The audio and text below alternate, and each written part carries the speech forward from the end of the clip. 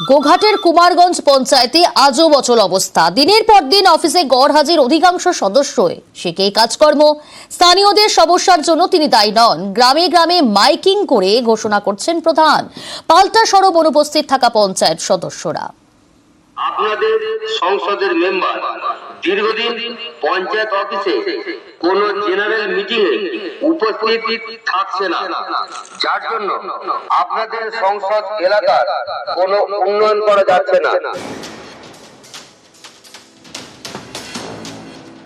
সংসদের সদস্যদেরকে নিয়ে সাধারণ সভার মিটিং ডাকা হইয়াছে।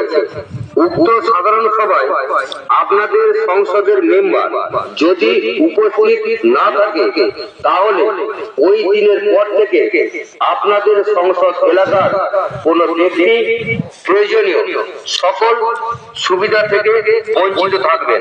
এর জন্য আপনার সংসদের মেম্বারই দায়ী থাকবেন। এই বিষয়ে প্রধান দায়ী থাকবে না। তৃণমূল পরিচালিত গোঘাটের কুমারগঞ্জ পঞ্চায়েত, মোট সদস্য সংখ্যা 16। অভিযোগ, তৃণমূল বোর্ড গড়ার পর থেকেই পঞ্চায়েত অফিসে লাগাতার গড়হাজির থেকেছেন বেশিরভাগ সদস্য।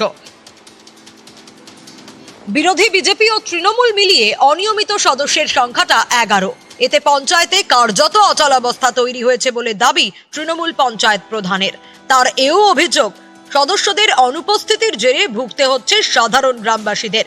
তাই বাধ্য হয়ে সাধারণ মানুষকে জানাতে মাইকিং এর সিদ্ধান্ত বলে দাবি পঞ্চায়েত প্রধানের।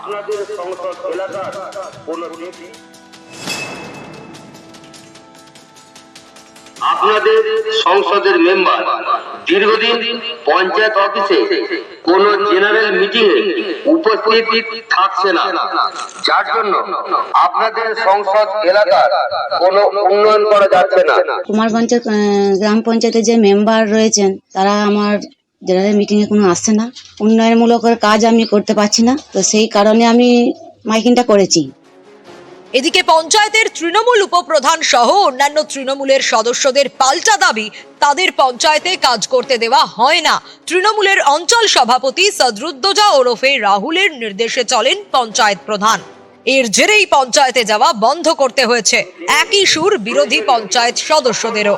প্রধান আমাদের উপপ্রধানদের কথা বা মেম্বারদের যারা আমাদের সাথে আছে তাদের কথা একটাও শুনে নেয়, বা উন্নয়নের কথা বলতে গেলে প্রধান বলবে আমি অঞ্চল সভাপতি ছাড়া আমি কিছু চিনিনি।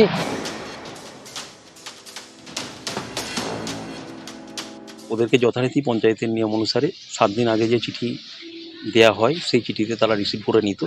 সেই রিসিভ কপি সমস্ত পঞ্চায়েতের কাছে আছে। সাধারণ মানুষকে ভুল বোঝাতো যে আমাদেরকে মিটিংয়ে ডাকা হচ্ছে না বলে আমরা যাই না। পঞ্চায়েতের রুল অনুসারে সমস্ত কাজ কমিটির মিটিংয়েই সিদ্ধান্ত করে বা জেনারেল মিটিংয়ে সিদ্ধান্ত করে করা হয়। গোঘাট থেকে শুভদীপ ঘোষ, নিউজ 18 বাংলা। এর জন্য আপনার